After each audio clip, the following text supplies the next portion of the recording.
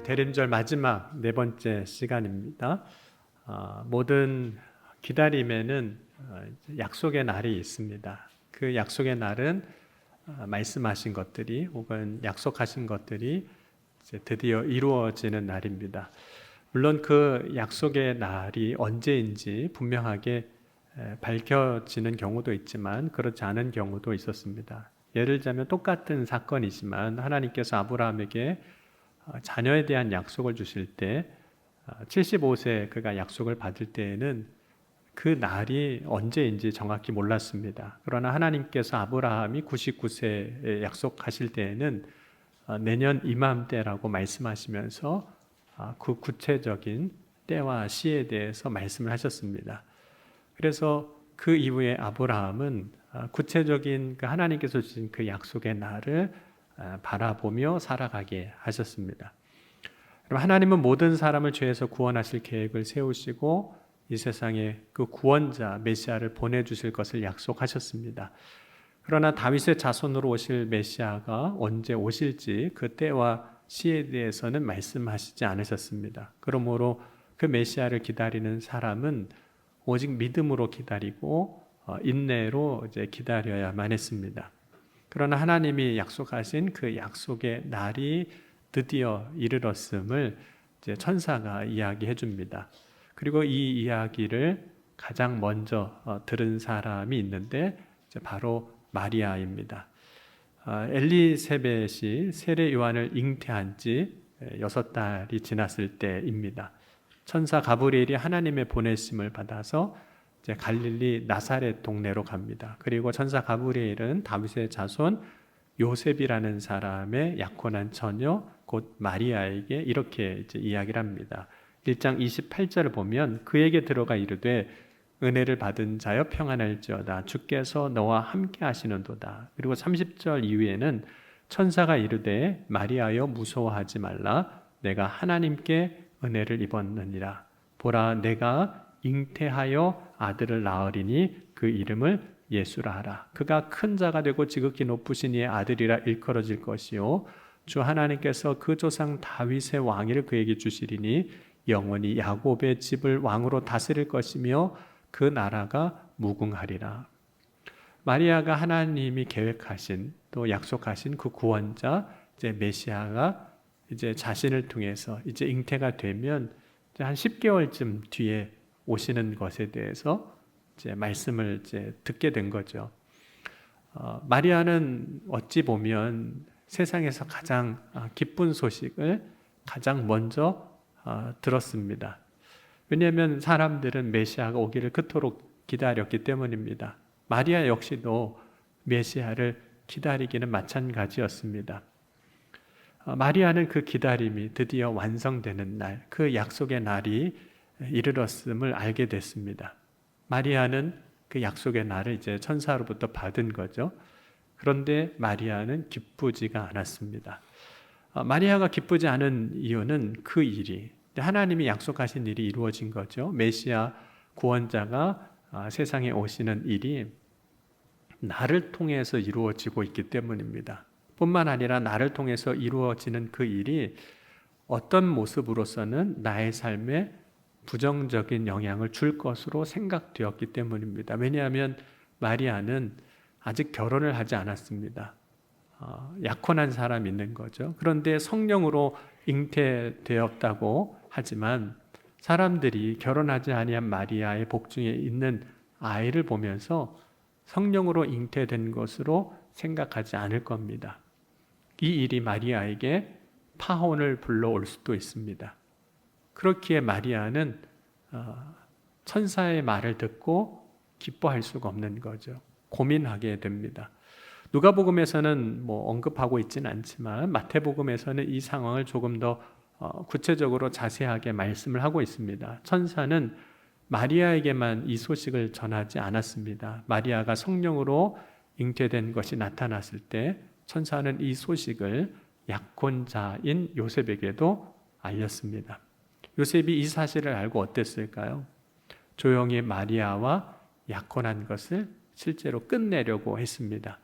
요셉이 이렇게 하려고 한 이유는 당시에 결혼하지 않은 상태에서 아내가 될 사람, 약혼한 자가 임신을 하는 것은 사회적으로 비난받는 일일 뿐만 아니라 죄로 여겨졌기 때문입니다. 그러니 요셉은 결혼하기로 약혼을 했지만 이 약속을 끝내는 것이 나에게도 좋은 일이고 서로에게 좋은 일이라고 생각을 하게 되는 거죠.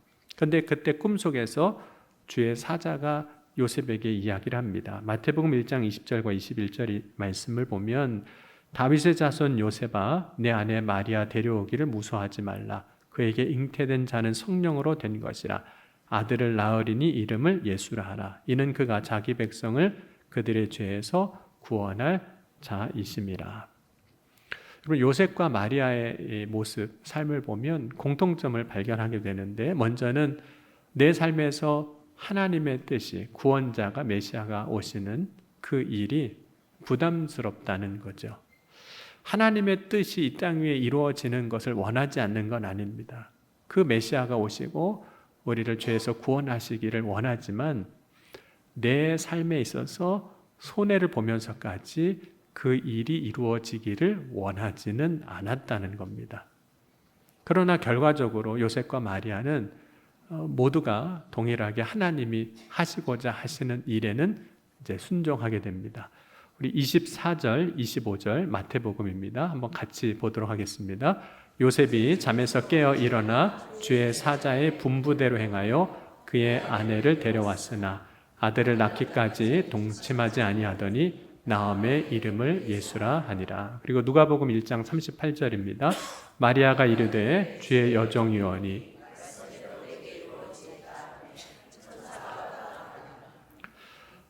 요셉과 마리아가 결국에는 그 분부대로 행하는 순종, 그리고 말씀대로 내게 이루어집니다, 이루어지길 원합니다 라고 고백하는 그 순종은 이제 하긴 합니다. 근데 이때 이 요셉과 마리아의 순종이 그들에게 있을 때 요셉과 마리아의 마음은 어땠을까요? 천사가 찾아와서 마리아에게 이야기할 때 그 천사의 목소리의 톤은 어땠을까요? 천사는 기쁜 소식을 전한다고 그랬거든요. 정말 기쁜 소식입니다. 그러면 기쁜 소식이면 천사는 밝은 목소리로 너무 흥분돼서 이 놀라운 하나님의 약속이 이루어지는 이 일에 대해서 기쁨으로 정말 전했을 겁니다. 진짜 기쁜 소식이고 모든 사람이 기다리고 기대했던 일이 일어나는 것이기 때문입니다. 여러분 어떠세요? 예수님이 오신 것이 기쁘시죠? 네, 왜 오셨나 그러진 않으시잖아요. 여러분 아기 예수님이 세상에 오심을 천사가 전할 때 정말 이 소식은 기쁜 소식입니다. 그래서 누가복음 2장 10절에도 천사가 이르되 무서워하지 말라. 보라 온 백성에게 미칠 큰 기쁨의 좋은 소식을 너에게 전하노라. 그러니까 정말 기쁘게 전하는 거죠. 그런데 마리아와 요셉으로서는 막상 그 말씀이 소식이 천사가 말하는 것처럼 좋은 소식으로만 들리지 않았다는 거예요. 그럼에도 불구하고 순종은 하긴 해요. 여러분 요셉과 마리아는 말씀대로 자신의 삶에 하나님의 이루어지기를 고백합니다. 순종은 하지만 그 순종의 모습 가운데는 참된 기쁨은 사실은 이제 없어 보이는 거죠. 왜냐하면 순종은 하긴 했어요. 그런데 여전히 그 마음에는 두려움이 있고 걱정이 있고 근심이 가득했습니다.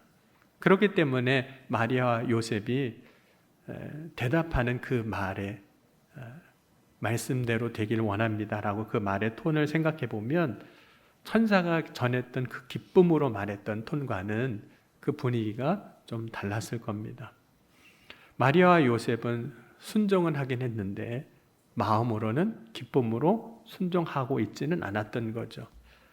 여러분 실제로 우리가 신앙생활을 할 때 순종은 합니다. 그런데 기쁘지 않은 상태에서 순종을 하기도 해요. 왜냐하면 어떤 때는 두려워서 순종하기도 하고 또 안 하면 안 될 것 같아서 그냥 어쩔 수 없이 하기는 하는데 하기는 하지만 마음에는 정말 기쁨이 없는 거죠. 그럼 말씀을 따라 살아가지만 순종하고 마음은 여전히 편하지 않고 평안도 없고 기쁨이 없는 상태로 순종은 해서 가긴 가는데 그러고 가는 거예요. 근데 여러분, 순종에 기쁨이 없으면 결국에는 그 순종을 끝까지 이루어낼 수가 없습니다. 왜냐하면 순종이라는 것이 말씀을 듣는 순간에만 우리가 마음으로 결심하고 그렇게 해야지 하고 끝나는 것이 아니라 말씀을 듣고 내가 그 말씀대로 살아가야 하는 것이기 때문입니다. 그러니까 기쁨이 없으면 처음에는 순종을 했어도 기쁨이 없으면 끝까지 가지 못하는 겁니다. 그럼 마리아와 요셉이 이제 순종은 하긴 했습니다. 근데 기쁨이 없는 상태에서 계속 머물러 있었다면 어떻게 됐을까요?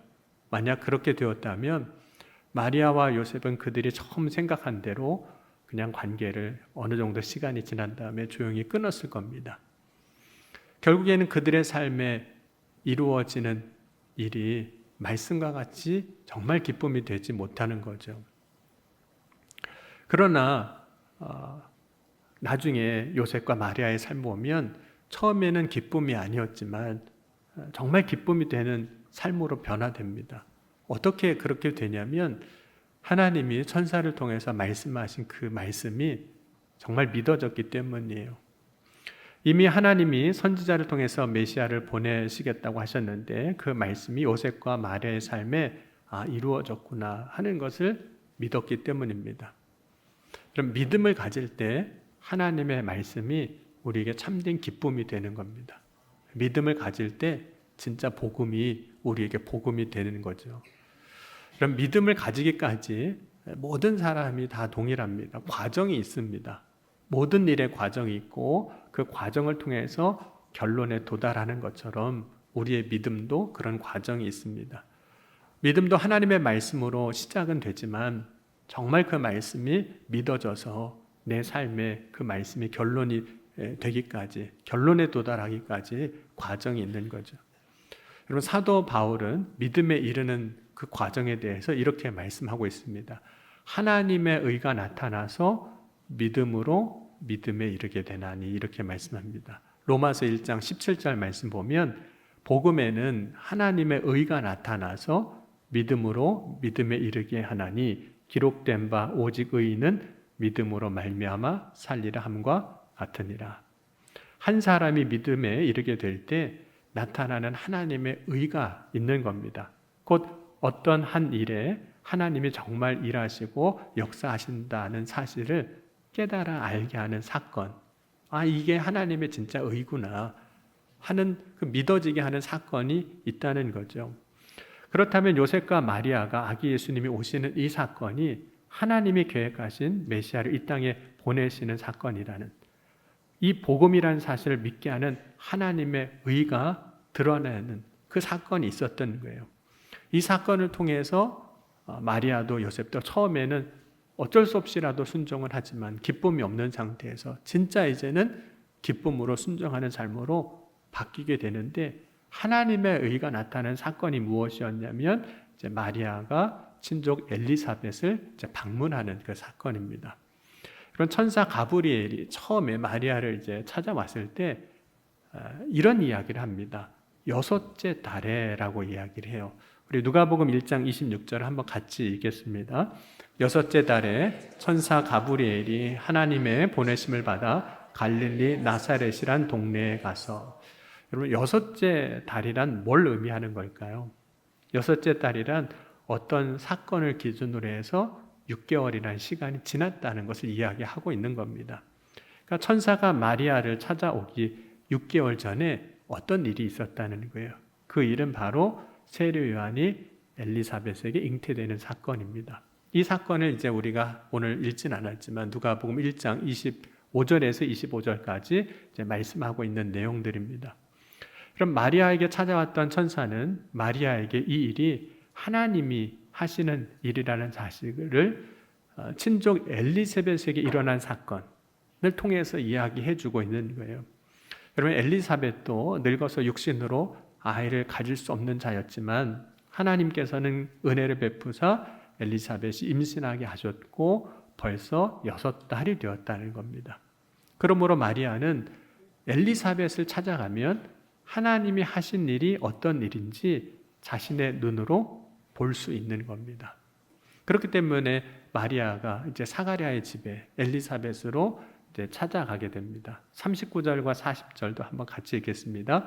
이때 마리아가 일어나 빨리 산골로 가서 유대 한 동네에 이르러 사가랴의 집에 들어가 엘리사벳에게 문안하니. 이제 마리아가 이제 사가랴의 집에 찾아갑니다. 이제 그 엘리사벳을 만나기 위해서 찾아가는데 자기가 왜 이 집에 찾아가는지를 사가랴에게 혹은 엘리사벳에게 그 이유를 밝히진 않습니다. 뿐만 아니라 자신이 그 집에 갈 때 먼저 나 갈 겁니다 라고 연락하지도 않습니다. 왜냐하면 마리아는 지금 자신의 삶에 일어난 일, 성령으로 잉태되는 이 일이 하나님의 의인지를 확인하고 싶은 거예요.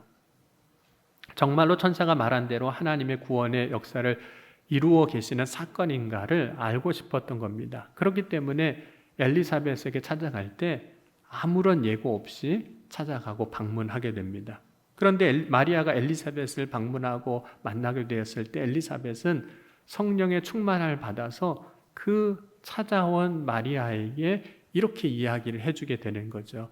누가복음 1장 42절 45절은 같이 읽겠습니다. 큰 소리로 불러 이르되 여자 중에 내가 복이 있으며 내 태중의 아이도 복이 있도다. 내 주의 어머니가 내게서 나오나니 이 어찌된 일인가. 보라, 내 문안하는 소리가 내 귀에 들릴 때 아이가 내 복중에서 기쁨으로 뛰어났도다. 주께서 하신 말씀이 반드시 이루어지리라고 믿은 그 여자에게 복이 있도다. 엘리사벳은 친족이었긴 했지만 마리아가 찾아오자마자 이 말을 외치는 겁니다. 보통 친족을 만났으니까 반갑게 이야기하고 인사할 수 있습니다. 그리고 그동안 어떻게 지냈는지 안부를 묻게 됩니다. 마리아와 엘리사벳이 서로 임신한 것을 몰랐다는 것은 적어도 6개월 이상 서로 소식을 전하지 않았다는 그런 의미이기도 합니다. 그런데 지금 단지 아무런 연락도 하지 않고 서로 어떻게 살았는지도 모르고 그냥 찾아와서 문안했을 뿐인데 엘리사벳은 마치 마리아에게, 이곳에 오기 전에 마리아에게 어떤 일이 일어났는지를 다 아는 것처럼 이야기하고 있는 거예요. 엘리사벳이 모든 것을 아는 것처럼 이야기할 수 있는 이유는 그녀가 어떤 대단한 능력을 갖고 있어서가 아니라 성령으로 충만했기 때문입니다. 사람의 지식으로 엘리사벳이 마리아의 상황과 형편을 알아서 이야기한 것이 아니었습니다. 엘리사벳은 마리아가 찾아왔을 때 두 가지 사실을 이야기하는데 첫 번째는 내 태중의 아이도 복이 있다고 한 겁니다. 아무도 모르는 일이잖아요. 그런데 엘리사벳은 내 태중에 아이가 있다라고 이야기하는 겁니다. 그러면서 그 아이를 가지고 있는 마리아도 복이 있다 이렇게 선포해 주는 겁니다. 또 하나의 사실은 그동안 마리아가 어떤 과정을 겪었는지에 대해서 아무도 사실은 모릅니다. 마리아는 천사의 말을 듣고 믿음으로는 아직은 아니지만 기쁨으로는 아니지만 1장 38절에 말씀대로 내게 이루어지리라고 고백을 했었습니다. 그런데 엘리사벳은 마리아가 그렇게 했던 고백도 알고 있는 거예요. 마리아는 엘리사벳의 입을 통해서 이야기되고 있는 이 두 가지 사실을 통해서 이 일이 내 삶에 이루어지고 있는 이 일이 지금 나의 삶의 현장에서 이루어지고 있는 이 일이 하나님이 이루시고자 하시는 하나님의 의라는 사실을 확증받게 되는 거예요. 누구도 모르는 일인데 하나님이 그렇게 이루시고 계시다는 사실을 이 엘리사벳을 방문함을 통해서 보게 되는 그 일을 통해서 알게 되는 거죠. 하나님의 말씀을 들었고 믿겠다고 했지만 그것이 기쁨이 되지 않았던 마리아였습니다. 그런데 엘리사벳을 통해서 엘리사벳의 그 집을 방문하는 이 사건을 통해서 하나님의 의가 확증이 되었을 때 마리아는 천사를 통해서 들었던 말, 그 일이 자신에게 이루어질 때 그것이 정말 기쁜 일이구나 라는 사실을 이제는 믿게 되는 겁니다. 이제 마리아는 하나님의 나타난 의로 말미암아 이제 진짜 복음으로 받아들일 수 있는 믿음을 가지게 되는 거죠. 그럼 복음이 복음으로 받아들여지지 않을 때 우리는 하나님의 말씀이 내 인생에 내 삶에 이루어지는 것이 결코 기쁘지 않습니다. 그렇기 때문에 하나님의 말씀이 이루어지는 날을 기다리지도 않게 되는 거죠. 오히려 그 날이 오지를 않기를 바랄 수도 있습니다. 그러한 일들이 나에게 이루어지면 안 되는 일이라고 생각하게도 될 수 있습니다. 하지만 복음이 진짜 복음으로 받아들여질 때 이제는 하나님이 말씀하신 것들이 이루어지는 것이 기쁘고 그 약속의 날이 이루어지는 것을 이제는 기대하며 기다리게 되는 겁니다. 그럼 누가복음 2장에서 아기 예수님이 나시는 날의 상황을 설명하고 있는데 아기 예수님이 세상에 오시는 일에 대해서 해산할 날이 찼다라고 말씀합니다. 누가복음 2장 6절도 같이 한번 읽겠습니다. 거기 있을 때 해산할 날이 차서 이렇게 말씀합니다. 근데 해산할 날이 차는 것은 하나님이 이 땅에 메시아를 보내주시기로 약속한 날이 이른 거죠. 그 날이 찬 겁니다. 예수님이 이 땅에 육신을 입고 오시는 것으로 인하여 하나님이 약속하신 때가 드디어 온 거죠. 여러분, 하나님이 약속하신 날은 반드시 찾아옵니다. 그리고 그 약속의 날이 찾아옴으로 말미암아 오늘 우리는 하나님이 예수 그리스도를 믿는 자에게 주시는 은혜와 복을 누리고 있는 거예요. 그 날이 찼기 때문에 지금 우리가 누리는 거예요. 그 은혜는 예수 그리스도를 통해서 받은 죄 사함의 은혜요. 그 복은 구원받은 하나님의 백성으로 살아가는 복입니다. 그 날이 찼기 때문에 그것을 누리는 거예요. 여러분, 갈라디아서 4장 4절에서 7절 말씀 함께 보겠습니다. 날이 찼기 때문에 누리는 거거든요. 한번 읽겠습니다. 때가 참에 하나님이 그 아들을 보내사 여자에게 나게 하시고 율법 아래 나게 하신 것은 율법 아래 있는 자들을 속량하시고 우리로 아들의 명분을 얻게 하려 하십니다. 너희가 아들이므로 하나님이 그 아들의 영을 우리 마음 가운데 보내사 아빠 아버지라 부르게 하셨느니라. 그러므로 내가 이후로는 종이 아니요 아들이니 아들이면 하나님으로 말미암아 유업을 받을 자니라. 오늘 저와 여러분은 하나님의 말씀을 통해서 하나님의 말씀을 통해서 약속하시고 성취하시고 이루신 일, 그 때가 참으로 인해서 누리게 되는 은혜와 복을 누리는 거예요. 때가 참에 속량이 됐습니다.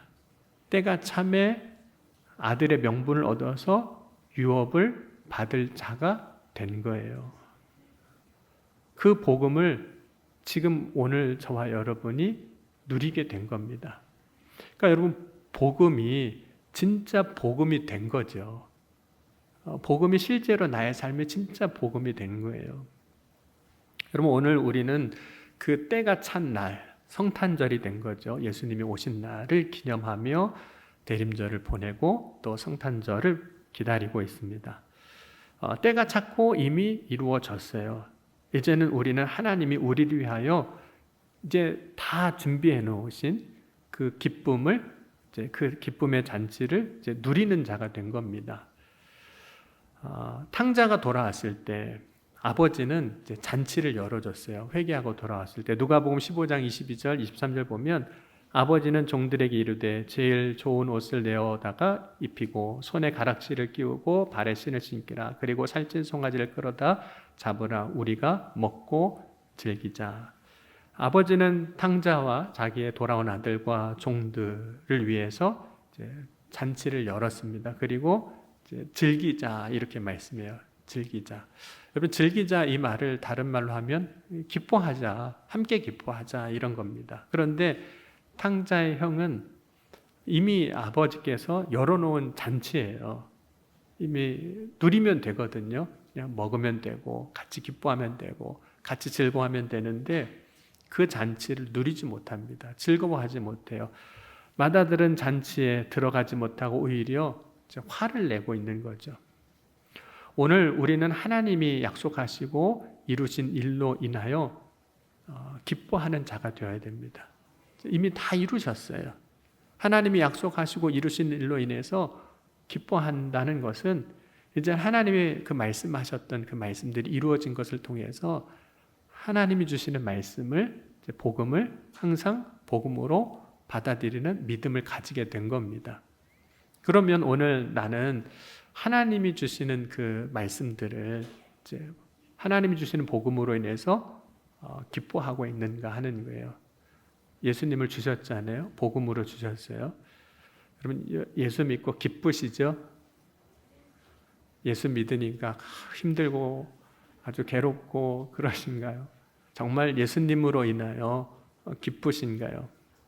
그럼 내가 정말 기뻐하고 있는지 아닌지 어떻게 알 수 있을까요? 웃는 것으로 알 수 있을까요? 물론 웃는 것으로도 기뻐하는구나 알 수 있어요. 또 노래하는 것으로 기뻐하는가 알 수 있습니다. 근데 여러분 우리가 매 순간 웃을 수는 없거든요.